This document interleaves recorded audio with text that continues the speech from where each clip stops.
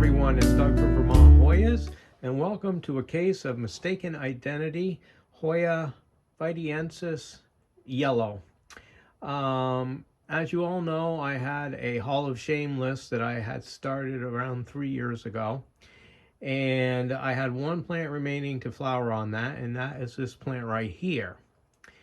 And I was under the impression that it was Hoya desvoeuxensis, which is a Hoya that I've wanted to flower forever. It has these gorgeous pink bell-shaped flowers that are absolutely stunning. And I've looked forward to trying to flower this, and I've worked hard on it, trying every trick under the sun.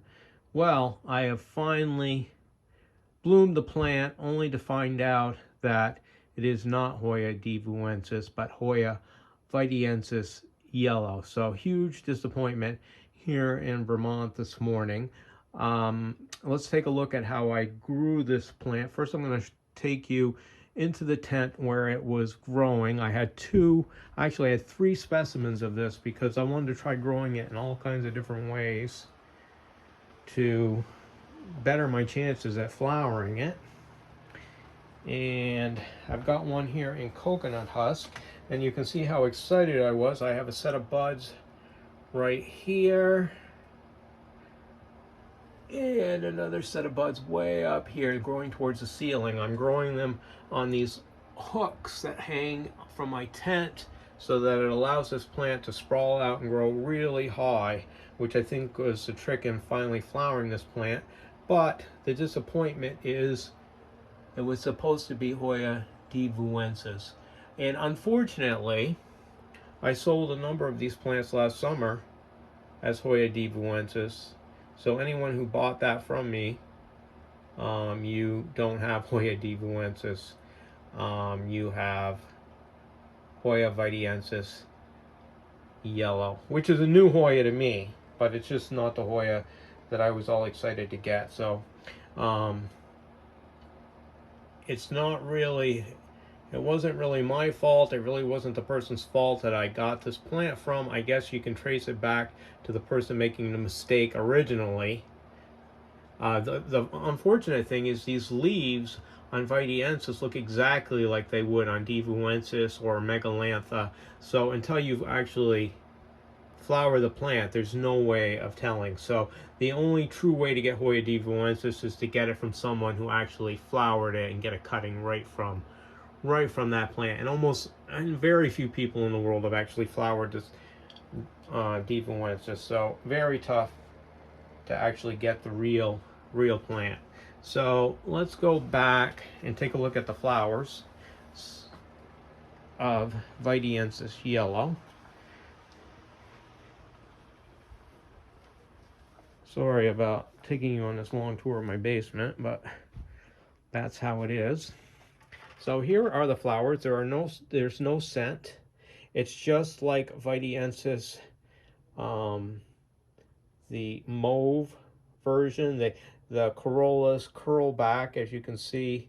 It's exactly same leaf, same flower shape, same size. It's just a different coloration.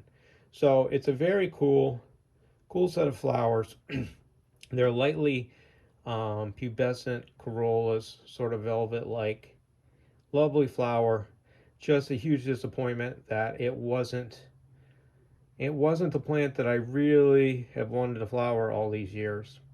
So I have finally taken care of the last plant on my Hall of Shame list, but it is not the plant that I thought it was going to be.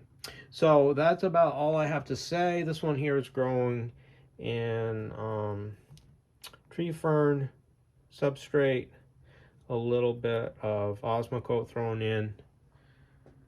Finally got the plant to flower. Just not really what I was looking for. So good morning everyone, it's Doug from Vermont Hoyas, and welcome to a visit with myself and Hoya desvoeuxensis. Well, I finally got my desvoeuxensis. I thought I would pair this up with the Hoya vitiensis yellow video because that's the plant that was misid'd that I spent years trying to flower. Well, my very good friend Julie Kennedy from the UK was so kind and felt bad about the misid'd plant and sent me the real desvoeuxensis. So she sent me that this summer. It was small, it was only 2 or 3 leaves, but it was very, very healthy plant, and it began growing almost immediately and put on a peduncle. And here we are in November, and I have a single flower. I'm looking forward to this plant aging and getting umbels of flowers, but I'll take the single flower for now. It makes me really happy. Let's take a closer look at the bloom.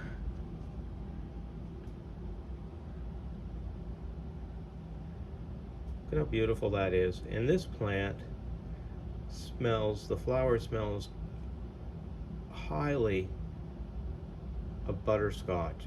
It's insane. I had no clue that this flower was going to have any scent at all, and it's intoxicating.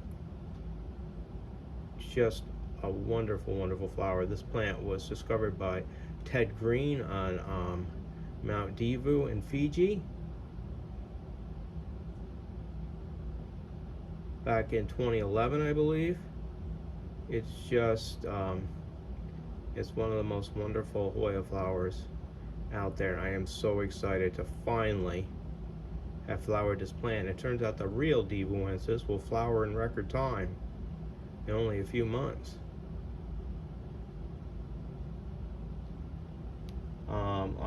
This plant came growing, rooted in sphagnum moss, which I wasn't all that thrilled about, but I just filled in around it with coconut chunks, and there you have it. I watered about once a week, and it's done okay. I wouldn't say it's a super fast grower, but it does all right. You see all this new growth up here,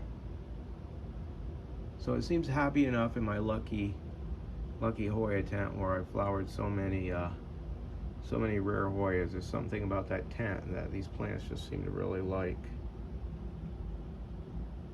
I will bring this plant back in a flash when it gets bigger and I get peduncles covered in blooms, which is my goal. But the single flower for now makes me very, very happy.